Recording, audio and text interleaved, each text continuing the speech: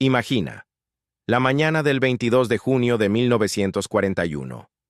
En Moscú apenas acaba de amanecer, y a lo largo de toda la frontera occidental de la URSS ya retumba el infierno. No es solo una cañonada de artillería, son 3.500 aviones alemanes lanzando el primer golpe. En cuestión de horas, cientos de aeródromos soviéticos quedan destruidos, miles de aviones arden en tierra sin haber despegado. La gente en los pueblos fronterizos se despierta entre explosiones, agarra a los niños y huye hacia los bosques. En ese mismo instante, Hitler proclama: Barbarroja ha comenzado. El plan era simple y monstruoso: en 6 semanas acabar con la Unión Soviética, como se hizo con Polonia y Francia. Guerra relámpago, Blitzkrieg. Pero ya en los primeros días algo salió mal. El Ejército Rojo retrocedía, aunque no siempre de forma ciega. En Smolensk, entre julio y agosto de 1941, nuestras tropas detuvieron por primera vez de verdad las cuñas de tanques alemanes. La ciudad ardía, pero el 16º ejército de Rokossovski y el 20 de Kurochkin defendieron tan bien que los alemanes perdieron más de 250.000 hombres y cientos de tanques. No fue solo una batalla, fue la primera señal clara: no pasaréis fácilmente. Y luego llegó Kiev. Hitler intervino personalmente y ordenó girar el 2. Grupo de tanques de Guderian hacia el sur para tomar la capital de Ucrania. 4 ejércitos soviéticos cayeron en un gigantesco caldero. 665.000 soldados y oficiales quedaron rodeados. Muchos murieron, muchos fueron hechos prisioneros. Pero precisamente allí, en esa tragedia, nació la certeza: solo se puede retroceder luchando, y cada día de resistencia son días que gana el país. Mientras en el sur ardía el caldero de Kiev, en el noroeste ya llevaba 1 mes y medio la bloqueo de Leningrado. El 8 de septiembre de 1941, los alemanes y finlandeses cerraron el cerco. La ciudad vivió 872 días en el infierno. Pan, 125 gramos por persona al día. La gente comía pegamento, papel pintado, gatos, ratas. Los fríos de 1941-1942 acabaron con quienes aún resistían. Pero Leningrado no se rindió. Simplemente no podía. Porque rendirse significaba traicionar a los que ya habían muerto. Y mientras tanto, en el oeste se desarrollaba el drama principal: la batalla de Moscú. Los alemanes ya veían en los binoculares las torres del Kremlin. El 2 de octubre de 1941 comenzó la última ofensiva del Grupo de Ejércitos Centro. Parecía que todo había terminado: 1,8 millones de soldados, 1.700 tanques, 1.390 aviones. Moscú se evacuaba, el gobierno, las fábricas, incluso el cuerpo de Lenin fue trasladado a Tiumen. Pero el 7 de noviembre de 1941, en pleno pánico, en la Plaza Roja se celebró el desfile. Soldados con capotes, directamente del desfile al frente. No fue solo un espectáculo, fue una señal para todo el mundo y para sí mismos: todavía estamos aquí. Y el 5-6 de diciembre de 1941, el Ejército Rojo pasó a la contraofensiva. Zhukov, Shaposhnikov, Vasilevsky. No solo rechazaron a los alemanes, por primera vez obligaron a la Wehrmacht a retroceder. En Moscú los alemanes perdieron 500.000 hombres, 1.300 tanques y 2.500 cañones. El plan Blitzkrieg se resquebrajó. Hitler, por primera vez en su vida, perdió. Paralelamente, todo el país se convertía en un enorme taller. En los primeros 6 meses de guerra se evacuaron al este 1.523 empresas industriales. La gente viajaba en plataformas abiertas, en vagones sin ventanas, con niños y máquinas. En los Urales y Siberia, en cuestión de semanas, surgían fábricas de la estepa desnuda. Tanques T-34 se ensamblaban en talleres donde aún no había techo. Mujeres y adolescentes trabajaban 12-14 horas. Todo para el frente, todo para la victoria, no era un eslogan. Era la forma de sobrevivir. Hacia noviembre de 1942 quedó claro. El Blitzkrieg había fracasado. Los alemanes no tomaron ni Moscú ni Leningrado. Se atascaron en las nieves y el barro. El Ejército Rojo aprendió a combatir de otra manera, no por número, sino por destreza. Aparecieron las primeras unidades de la Guardia, los primeros Katyushas, los primeros haces del aire, pero el precio fue monstruoso. Hacia noviembre de 1942, el Ejército Rojo ya había perdido más de 5 millones de hombres entre muertos, heridos y prisioneros. Enteros ejércitos desaparecieron en los calderos. El país perdió enormes territorios donde vivía el 40% de la población. Pero precisamente en estos 17 meses, desde el 22 de junio de 1941 hasta el 18 de noviembre de 1942, nació esa fuerza que después llegaría hasta Berlín. No fueron solo combates defensivos, fue la batalla por el derecho a existir. Y la Unión Soviética ganó esa batalla, no porque fuera más fuerte, sino porque no podía permitirse perder. Imagina, el 19 de noviembre de 1942. La estepa bajo Stalingrado. El viento helado azota las trincheras. De repente la tierra entera tiembla. 3.500 cañones y morteros abren fuego al mismo tiempo. No es un simple bombardeo, es el inicio de la Operación Urano. El Ejército Rojo golpea los flancos del asiasta ejército de Paulus. En 4 días el cerco se cierra. 330.000 soldados alemanes quedan atrapados en un gigantesco caldero. Por primera vez en toda la guerra, una gran formación alemana queda rodeada. Hasta ese momento la guerra parecía interminable. 200 días de infierno en Stalingrado. Una ciudad convertida en ruinas humeantes. Hitler quería tomarla a cualquier precio. Stalin había ordenado, ni un paso atrás. El 62 ejército de Vasily Chuikov defendía cada casa, cada sótano. En la casa de Pavlov, 24 soldados resistieron 58 días contra batallones enteros. El francotirador Vasily Zaitsev cazaba oficiales alemanes desde las ruinas. 242 bajas confirmadas. En el montículo Mamayev, la altura 102,0 cambiaba de manos decenas de veces. Los combates eran cuerpo a cuerpo, a bayoneta, con granadas en pasillos estrechos. Mientras los alemanes se desgastaban en el asalto de las ruinas, en la estepa, a decenas de kilómetros, se preparaba el golpe que cambiaría todo. El 23 de noviembre, el anillo se cerró por completo. Dentro del caldero, hambre, frío, desesperación. Hitler prohibió la retirada y prometió un puente aéreo. Göring aseguró que podía abastecer a 300.000 hombres desde el aire. Solo pudo enviar una fracción. Los soldados morían de hambre y congelación. Paulus pidió permiso para romper el cerco. Hitler respondió, mantenerse hasta la muerte. El 2 de febrero de 1943, Paulus se rindió. 91.000 prisioneros, entre ellos 24 generales. Fue la primera capitulación masiva de una gran unidad de la Wehrmacht en toda la Segunda Guerra Mundial. El mundo entero lo supo. Algo había cambiado. Pero Stalingrado fue solo el comienzo del punto de inflexión. El verano de 1943 trajo la prueba definitiva. Hitler preparó su último gran golpe, la Operación Ciudadela en la saliente de Kursk. 5 de julio de 1943. 900.000 soldados, 2.700 tanques y cañones de asalto. El Ejército Rojo lo sabía todo con antelación. Se prepararon 8 líneas de defensa, millones de minas. El 12 de julio, cerca de Prokhorovka, se libró la mayor batalla de tanques de la historia. Más de 1.200 vehículos en un solo campo. Los T-34 soviéticos iban de frente contra los Tigres y Panteras, sabiendo que tenían menos blindaje. Combates cuerpo a cuerpo entre máquinas en llamas. Al precio de unos 800 tanques propios, los soviéticos destruyeron más de 400 alemanes. Kursk se convirtió en la tumba del potencial ofensivo de la Wehrmacht. Nunca más volverían a atacar con fuerzas tan grandes.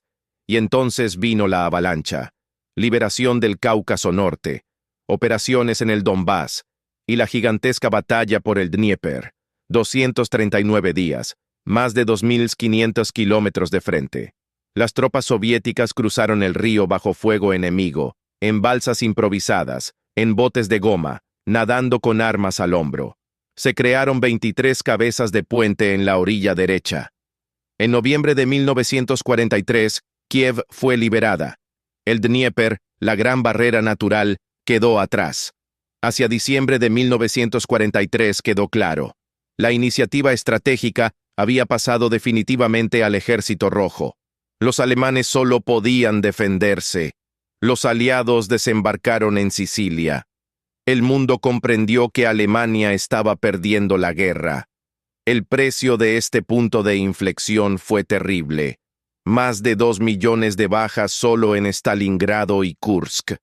Pero precisamente en estos 13 meses, el soldado soviético dejó de sentir que solo sobrevivía. Empezó a creer que podía ganar. Y no solo ganar, sino expulsar al enemigo de su tierra. Esto no fue solo un cambio de dirección del frente. Fue el momento en que la guerra dejó de ser una defensa desesperada y se convirtió en el comienzo del fin del fascismo. Imagina, la mañana del 23 de junio de 1944, Bielorrusia, la espesura del bosque cerca de Orsha. De repente la tierra entera explota. 42.000 cañones y morteros abren fuego al mismo tiempo. Es la Operación Bagration, la más grande del Ejército Rojo en toda la guerra. En tan solo 11 días, las tropas soviéticas rompieron la defensa del grupo de ejércitos Centro y rodearon a 100.000 alemanes. En el caldero bielorruso, murieron o fueron hechos prisioneros casi 400.000 soldados de la Wehrmacht. Minsk, Vilna, Brest quedaron liberados. Bielorrusia, que los alemanes consideraban su retaguardia segura, en pocas semanas quedó completamente libre. Y luego todo fue como una avalancha. El verano de 1944, la ofensiva soviética no tuvo pausa. 10 golpes poderosos a lo largo de todo el frente. La operación Lvov-Sandomir, liberación del oeste de Ucrania. La operación Iashi-Chisinau, destrucción total de las tropas germano-rumanas y salida a la frontera con Rumanía. En agosto, los tanques soviéticos entraron en Bucarest. Rumanía abandonó la guerra. Después Bulgaria, Eslovaquia, Yugoslavia. Por primera vez en 3 años de guerra, el Ejército Rojo cruzó la frontera estatal de la URSS y no se detuvo. La guerra ya no se libraba en tierra soviética, se libraba por Europa.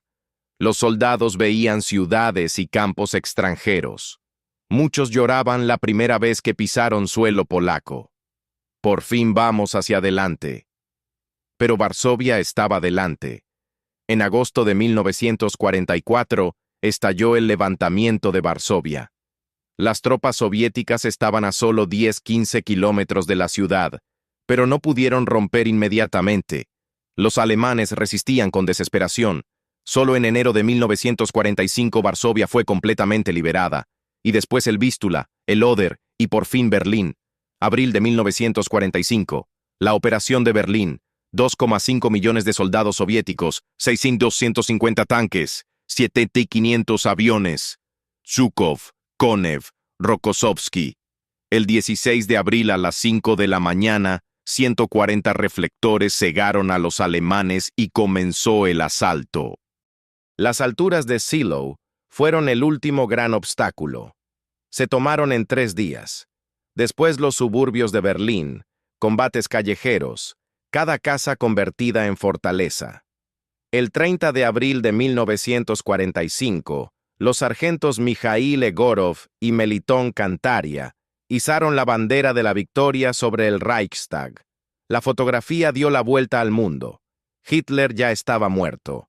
El 2 de mayo Berlín capituló. Y el 8 de mayo a las 22:43 hora de Europa Central, en Karlshorst, suburbio de Berlín, el mariscal de campo Keitel firmó el acta de rendición incondicional de Alemania. En Moscú ya era 9 de mayo. A la 1:10 la radio transmitió: Alemania ha capitulado. Toda la Unión Soviética estalló de alegría. La gente lloraba en las calles, bailaba, besaba a desconocidos. 30 salvas de 1000 cañones, el saludo de la victoria, el más grande y esperado de la historia. Pero la guerra aún no había terminado. El 8 de agosto de 1945, la Unión Soviética declaró la guerra a Japón. En 24 días el Ejército Rojo aplastó al 1.000.000 de soldados del ejército de Kwantung. Manchuria, Corea del Norte, el sur de Sajalín y las Kuriles quedaron liberados. El 2 de septiembre, a bordo del acorazado estadounidense Missouri, Japón firmó la capitulación. La Segunda Guerra Mundial había terminado. En febrero de 1945, en Yalta, Stalin, Roosevelt y Churchill decidieron el futuro del mundo. En julio, en Potsdam, se trazó un nuevo mapa de Europa. La URSS obtuvo enormes territorios, pero también una enorme responsabilidad. El mundo se dividió en dos bloques. La Guerra Fría comenzó incluso antes de que sonara el último disparo.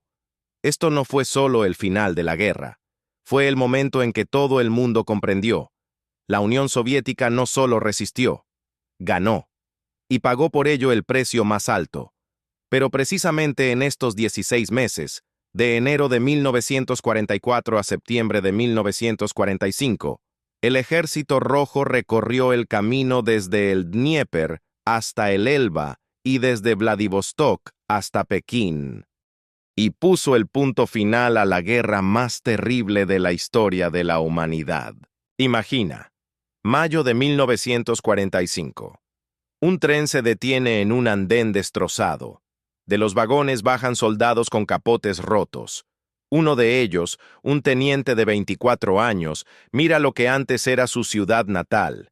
En lugar de casas, montones de ladrillos y cenizas. En lugar de su madre y hermanas menores, solo una tumba junto a un viejo abedul. No llora. Simplemente se queda de pie y repite en voz baja: «Prometí volver». Así recibió la victoria todo el país. En 4 años de guerra, la Unión Soviética perdió 26,6 millones de personas. No es solo un número, es más que toda la población de Austria, Bélgica y Suecia modernas juntas. De ellos, 8,7 millones, militares, caídos en el frente, en cautiverio, por heridas y enfermedades. El resto, 13,14 millones, civiles, mujeres, niños, ancianos, quemados en el Leningrado sitiado, fusilados en Babi Yar, congelados en los trenes de evacuación siberianos, muertos de hambre en las aldeas ocupadas. Cada tercer fallecido era un niño o adolescente. Solo en Stalingrado en 200 días murieron más personas que en toda la Primera Guerra Mundial en todos los frentes. En Leningrado, en 872 días de bloqueo, murieron casi 1.000.000 de personas. En la fortaleza de Brest, el 30 de junio de 1941, los últimos defensores escribían en las paredes: «Muero, pero no me rindo». Cumplieron su palabra. Y ahora imagina el lado material de este precio. El daño directo causado a la Unión Soviética fue de 679.000 millones de rublos en precios de 1940. Es casi un tercio de toda la riqueza nacional del país. Fueron destruidas 1.710 ciudades y pueblos de tipo urbano. Total o parcialmente destruidas 70.000 aldeas y pueblos. 32.000 empresas industriales borradas de la faz de la tierra. 65.000 kilómetros de vías férreas convertidos en metal retorcido. 98.000 colloses y sobyoses arrasados. Toda la parte europea del país, desde el Báltico hasta el Mar Negro, yacía en ruinas. En Kiev, de 1,5 millones de habitantes, quedaron menos de 300.000. En Stalingrado, 0. En Minsk, 0. La gente regresaba a sus lugares y encontraba solo tubos de estufas sobresaliendo de la tierra y camas oxidadas sobre las cenizas. Pero lo más terrible no son las ciudades destruidas. Lo más terrible son las vidas humanas destruidas. Después de la guerra en el país quedaron 26 millones de mujeres y solo 18 millones de hombres de 20 a 40 años. Toda una generación perdió padres, maridos, hermanos, hijos. Las mujeres que en 1941 eran novias, en 1945 se convirtieron en viudas y madres solteras. Ellas levantaron el país solas, construían fábricas, sembraban pan, criaban hijos que nunca verían a sus padres. La hazaña de la retaguardia es también parte del precio. Chicas de 16-18 años estaban en las máquinas 12-14 horas, perdiendo salud y vista. Chicos de 12-14 años trabajaban en los campos y minas. Ancianos e inválidos recogían espigas en los campos para alimentar al ejército. Nadie se quejaba, porque sabían, si no nosotros, entonces nadie. Y ahora la pregunta que se hacen desde hace 80 años, ¿valió la pena este precio por la victoria? La respuesta es una, sí, porque la alternativa era más terrible. Si la Unión Soviética no hubiera detenido a Hitler, el fascismo habría pasado por toda Europa y más allá. El Plan Ost preveía la destrucción o esclavitud de 75-100 millones de eslavos. Ya había comenzado. 5,7 millones de prisioneros de guerra soviéticos murieron en campos alemanes de hambre y torturas. 3 millones de judíos fueron fusilados y quemados solo en el territorio ocupado de la URSS. Si no fuera por el Ejército Rojo, este convoy de muerte habría continuado años más. La victoria de 1945 no solo terminó la guerra, detuvo el mayor mal del siglo XX. Por eso el 9 de mayo sigue siendo una fecha sagrada no solo para Rusia, sino para todos los que entienden el precio de la libertad. Después de la guerra, la URSS se convirtió en una de las dos superpotencias, pero pagó por ello el precio más alto entre todos los participantes. Los estadounidenses y británicos juntos perdieron menos de 1 millón de personas. La Unión Soviética, 26,6 millones. No es solo estadística, es el precio que pagó cada persona soviética, desde el soldado en la trinchera hasta la niña que en 1943, en lugar de ir a la escuela, recogía cartuchos en la fábrica. Hoy, cuando decimos nunca más, debemos recordar no solo la victoria, debemos recordar también el precio, que la libertad y la paz no son un regalo, es algo por lo que pagaron con sangre, sudor y lágrimas generaciones enteras.